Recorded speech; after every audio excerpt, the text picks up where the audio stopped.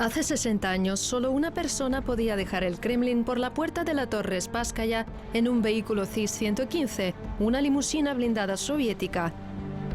Poseía el poder que cualquier emperador envidiaría. Este es el auto de Joseph Stalin. Llegar del trabajo a casa no era fácil para el líder. Stalin se sentaba en un asiento especial plegable, protegido por guardias a su alrededor. No confiaba en nadie. El líder soviético indicaba al chofer qué camino tomar. El auto se desviaba bruscamente de la ancha avenida a calles laterales y callejones moscovitas durante mucho tiempo. Siempre estaba listo para matar a cualquier persona, y en realidad lo hacía. Además, él pensaba que la gente podía hacer lo mismo, y esto lo aterrorizaba.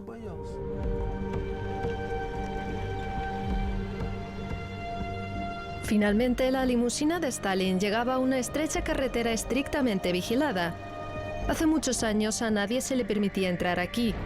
Los residentes locales ni siquiera sabían que aquí había una instalación secreta que conocían solo los altos funcionarios del país. Es la casa de campo en Kuntsevo, la residencia personal de Stalin.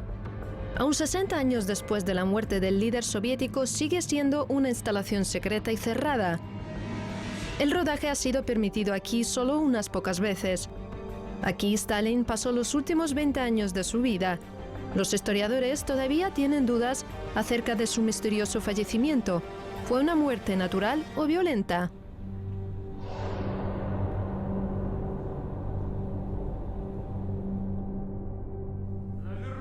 Está arriba, con la perra de la familia. No está bien hablar así de su novia. ¿Mi novia? De quien quiera que sea novia, la crié y etcétera, etcétera. Vamos a hacer al menos la primera parte. Alexander Burdonsky, artista del pueblo de Rusia, muchas veces le han ofrecido el papel de Stalin, pero siempre se ha negado rotundamente. Prefiere trabajar con obras clásicas buscando en ellas paralelos con el tiempo stalinista. Han mentido tanto que no entiendo cómo puede amar a cualquiera de ustedes. Entraré después de usted. Toda su vida ha tratado de evitar que su nombre se vincule con Stalin. Pocas personas saben que Alexander Burdonsky no solo es director teatral, es nieto de Joseph Stalin. Soy el favorito de mi papá, y eso es lo más importante. Pues sí, Stalin existió. Pero para mí, igual que para cualquier persona, existió allá arriba. Yo no tuve nada que ver con él. Lo vi en los desfiles militares, en mayo y en noviembre. Lo vi en las tribunas, de cerca lo vi solo en una conferencia y luego en el ataúd. En marzo de 1953, el pueblo soviético se despidió de Stalin. Durante 3 días no cesaba el torrente de gente que venía a ver a su ídolo. La primera persona que gritó «lo mataron» fue su hijo Vasily. Los allegados de Stalin poco después utilizaron este comentario en su contra y trataron de liberarse de él. Pero antes de hacerlo, los compañeros del líder muerto organizaron suntuosos funerales. Muchas personas perecieron en las kilométricas colas para ver el féretro de Stalin. Es imposible expresar con palabras el profundo dolor que sufre en estos días nuestro partido y los pueblos de nuestro país. Durante muchos años, el pueblo creía que Stalin había muerto en su departamento del Kremlin, mientras que su casa de campo permanecía en secreto. Pero solo el círculo más íntimo conocía las circunstancias de su muerte. Los descendientes de Stalin lograron venir aquí solo 60 años después. Alexander Burdonsky y Stepan Mikoyan no se han visto muchos años. Stepan es hijo de la persona más cercana de Stalin, Anastas Mikoyan. Los han invitado por primera vez a la casa de campo de Stalin para que vean personalmente el lugar donde vivió y murió Stalin. Buenos días. Hola. Encantado de verlos. ¿Han estado aquí antes? Hace muchos años. Yo nunca he estado aquí. Mi padre venía aquí con bastante frecuencia. El guía por la residencia de Stalin es el doctor en ciencias históricas Sergei Deviatov. Es coautor del libro sobre Kuntsevo y conoce el lugar como la palma de su mano. Ahora entiendo por qué Stalin ordenó no quitar la nieve debajo de las ventanas, para poder ver las huellas. Los alféizares son aquí muy bajos. No hubo tales instrucciones. Bueno, podía simplemente decirlo. Por lo general, todas sus palabras se apuntaban. Vamos a empezar la excursión por el pequeño comedor.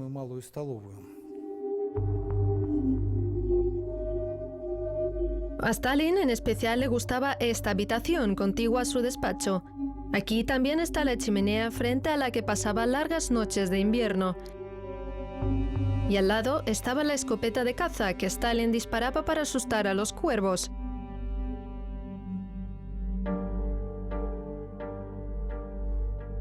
La primera noche de la primavera de 1953, decidió dormir en esta habitación. El líder tenía tanto miedo a los atentados que le hacían la cama en habitaciones diferentes. Ni siquiera sus guardaespaldas sabían dónde iba a dormir. Precisamente esa decisión fue la fatal.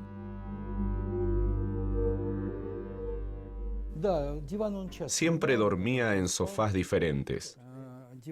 Ponía una silla y una lámpara al lado del sofá. Habitualmente leía antes de dormir. Aquella noche, Stalin se acostó sobre las 4 de la madrugada porque se quedó hasta tarde con su círculo más cercano. Las fiestas nocturnas eran algo habitual. Los guardaespaldas sabían que el dueño no se despertaría antes del mediodía. Sin embargo, al mediodía había un silencio sospechoso. Stalin no apareció ni a las 3 de la tarde. Los guardaespaldas no podían entrar sin permiso.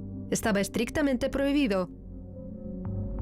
Los oficiales estaban muy preocupados y solo cerca de las 7 de la tarde, al recibir la correspondencia del Kremlin, el oficial de guardia decidió llevársela a Stalin.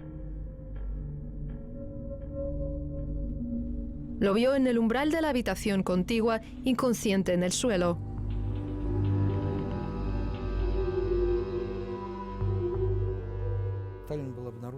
Lo encontraron aquí, sobre esta alfombra, entre la mesa y el sofá. Todavía no se sabe exactamente qué pasó. Cerca encontraron un vaso con agua mineral. Stalin estaba aquí. Lo más probable es que hubiera tratado de levantarse, pero no pudo llegar al sofá.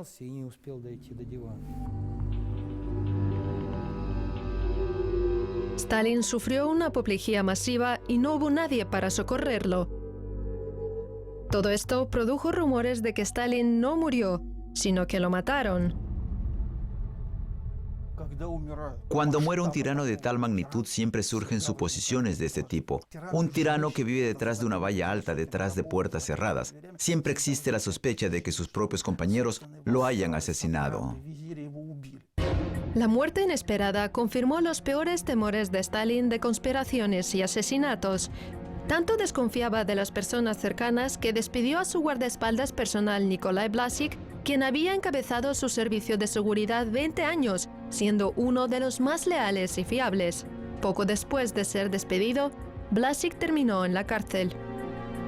La razón oficial para el encarcelamiento de Blasik fue su conducta indecente, borracheras, parrandas a expensas del Estado, etc. En realidad, Stalin nunca culpó a nadie de esto. Lo consideraba normal. Decidió despojarse de él porque estaba en este cargo demasiado tiempo y había dejado de ser fiable. Blasik estaba al lado de Stalin en todas las ocasiones públicas. Había terminado solo 3 clases de la escuela primaria y llevaba condecoraciones sin haber participado en ninguna batalla. Stalin nunca se enteró de que su guardaespaldas llevaba un diario secreto sobre su vida junto al líder. Nadie se atrevía a hacer algo parecido. Solo Stalin decidía quién y cómo podía escribir sobre él para la historia. Durante muchos años, las memorias de Blasik sobre la época de Stalin fueron secretas y solo recientemente han sido puestas a disposición del público. Es el único testimonio no oficial de la persona que acompañaba a Stalin todo el tiempo. Llevaba un abrigo viejo y desgastado, ofrecía a su esposa Nadiezhda hacerle uno nuevo, pero para eso necesitábamos tomarle la medida o coser un nuevo abrigo igual que el viejo en un taller. No pudimos tomarle las medidas porque se negó rotundamente diciendo que no necesitaba un abrigo nuevo. De todos modos, le hicimos el abrigo y sustituimos el viejo por uno nuevo. Stalin hizo como si no hubiera notado nada. Vlasic protegía a Stalin y estuvo a su lado durante 20 años.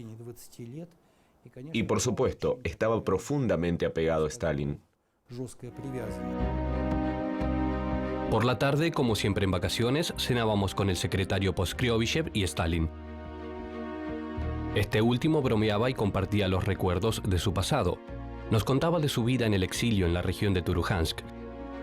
Aquellas horas de ocio pasadas con el líder siempre las recordaré como las mejores de mi vida. Era tan simpático que siempre me sentía libre y tranquilo con él. El diario da la impresión de que a Vlasic, igual que a muchas personas de aquella época, se le alteró la mente. Es decir, en vez de una percepción crítica de lo que estaba pasando, su conciencia estaba oscurecida por la ideología finamente elaborada por Stalin. Solo a Vlasic se le permitía tomar fotos de Stalin y de su familia en casa. En estas fotos no es el hombre de los carteles de propaganda, es un hombre común que pasa el tiempo con su familia. En los años 30 le confiaba a Vlasic todo, incluso el cuidado de sus hijos. Fue entonces cuando una gran tragedia de la que Stalin no pudo recuperarse hasta el fin de su vida desgarró a su familia.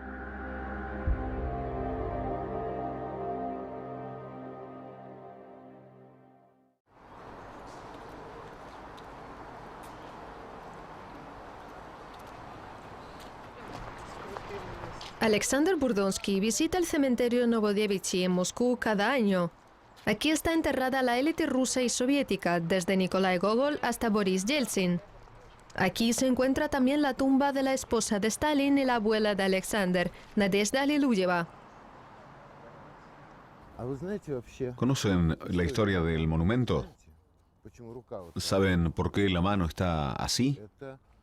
La hizo un escultor muy talentoso, Shadar. Así representó la mano del suicidio. En la noche del 9 de noviembre de 1932, la segunda esposa de Stalin, Nadezhda Alliluyeva, se pegó un tiro después de una riña con su marido. Stalin no asistió al funeral. Creo que no tenía otra salida. No había modo de escapar de Stalin y sabía qué golpe le causaría a él. Por eso lo hizo. Creo que él tenía cierto sentimiento de culpa. Podía acusar a las circunstancias o a su carácter, pero seguramente se sentía indirectamente culpable. El hombre del que se decía que tenía el corazón de acero endureció aún más. Pocos años después, una nueva ola de represiones estremeció el país, liquidando a viejos bolcheviques, a la crema de la intelectualidad, a generales de las Fuerzas Armadas y a todos los familiares de ambas esposas de Stalin. Después de la muerte de ellas, Stalin nunca se volvió a casar.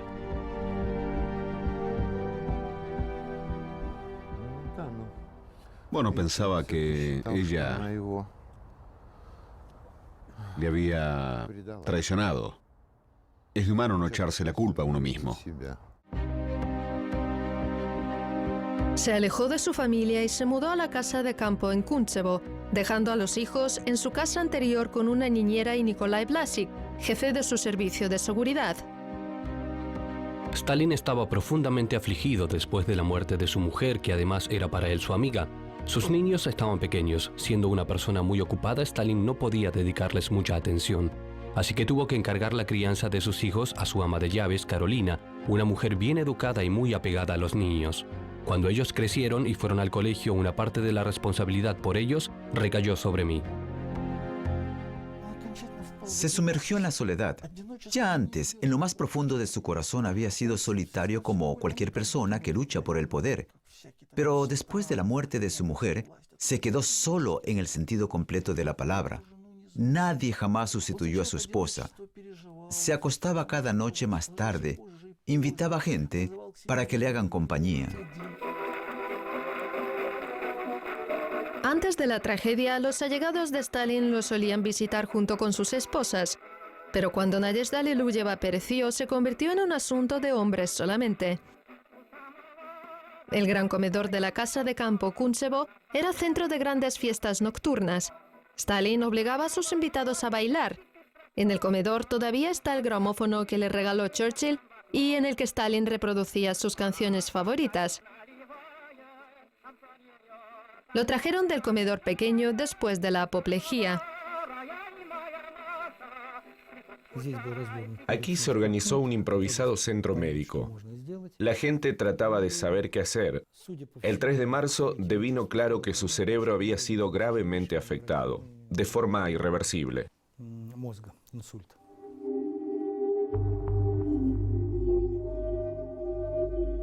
Los galenos llegaron demasiado tarde.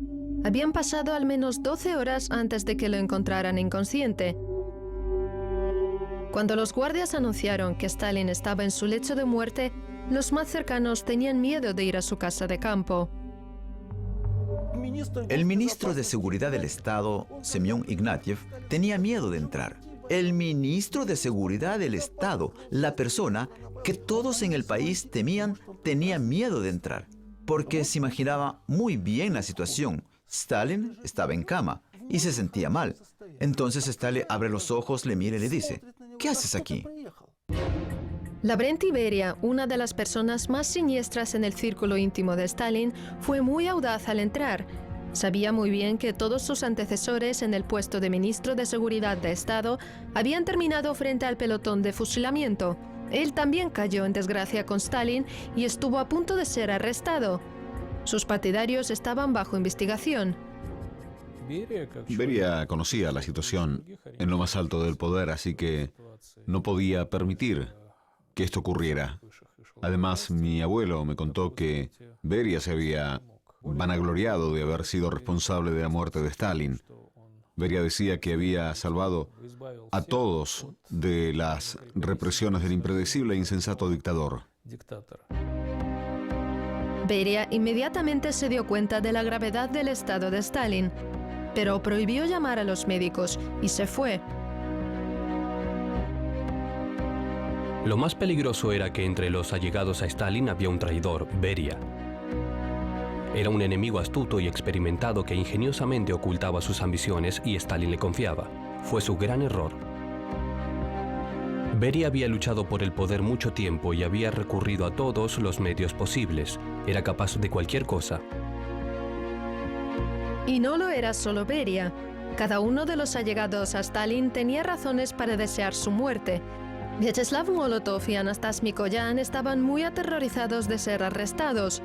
Stalin, temiendo una conspiración en su contra, decidió reestructurar por completo su círculo y al mismo tiempo intimidar una vez más al pueblo.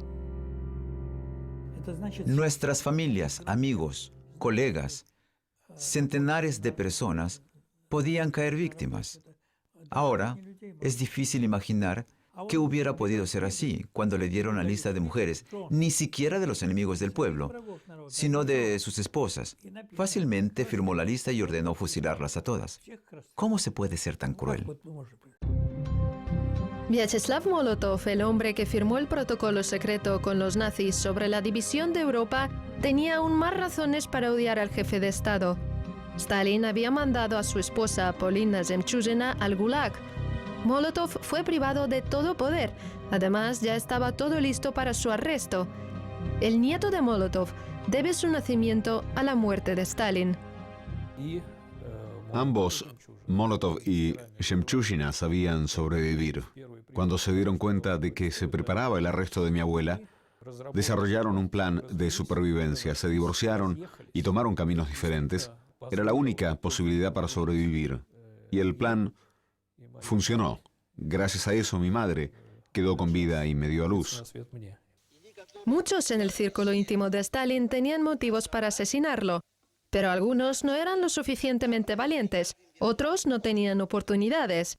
Stalin siempre reemplazaba a las personas antes de que alguien pudiera tramar un complot. El líder se privó de la familia, amigos y parientes. lo reemplazó con los miembros del partido de alto rango que le temían mucho. Cuando estaba inconsciente antes de morir, de repente pareció como si hubiera abierto los ojos y levantado la mano.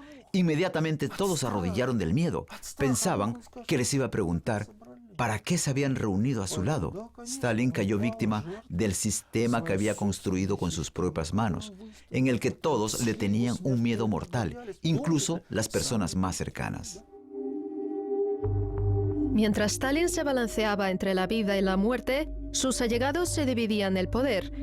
Stalin luchó con lo inevitable durante 4 días. El líder soviético fue declarado muerto el 5 de marzo de 1953. Este es el sofá donde murió Stalin. Lo trajeron acá. Pero estaba por allá, ¿no? No, los doctores pidieron ponerlo aquí. Y en este sofá murió.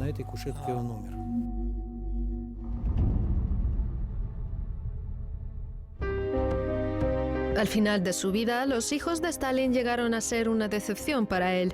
Su hija Svetlana se casó 2 veces y ambos matrimonios fracasaron. A Stalin no le caía bien ninguno de sus yernos. Svetlana se fue a Estados Unidos y murió sola en una casa de retiro. Su hijo Vasily tuvo problemas de alcohol y hasta su nieto Alexander Burdonsky prefirió tomar el apellido de su madre antes que llevar el del líder soviético con corazón de acero. No puedo decir que quería a mi padre. Le temía. Era el sentimiento más grande que tenía hacia él. Sí, es verdad. Odiaba los momentos cuando nos llevaba a las fiestas o quería que practicáramos algún deporte con él. Entre más lejos de nosotros estaba, era mejor. Nunca lo quise. Por lo general estaba borracho. En ese entonces yo no entendía eso. Cuando estaba borracho era un hombre de carácter muy complicado y desagradable. Tenía razón de que a Vasily Stalin lo nombraban el primer príncipe soviético. A la edad de 21 años, llegó a ser coronel de las Fuerzas Aéreas, comandante de un regimiento de aviación. A los 26 fue comandante de las Fuerzas Aéreas del Distrito Militar de Moscú. Cuando tenía 29, obtuvo el rango de teniente general.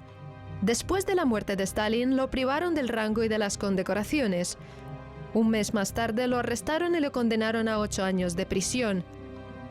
El otrora poderoso príncipe soviético fue puesto tras rejas en reclusión solitaria bajo el pseudoapellido de Vasiliev. Tras cumplir su pena, fue exiliado a Kazán, donde murió un año después. Durante largos años no le pude perdonar muchas cosas. No le pude perdonar lo que le había hecho a mi madre. No le pude perdonar la terrible infancia que tuvimos mi hermana y yo. Pero a medida que crecía, ahora siento mucha lástima por él, porque fue una persona de mucho talento, pero con una vida mutilada.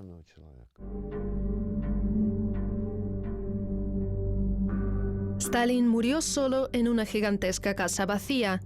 No había nadie salvo los sirvientes y guardaespaldas.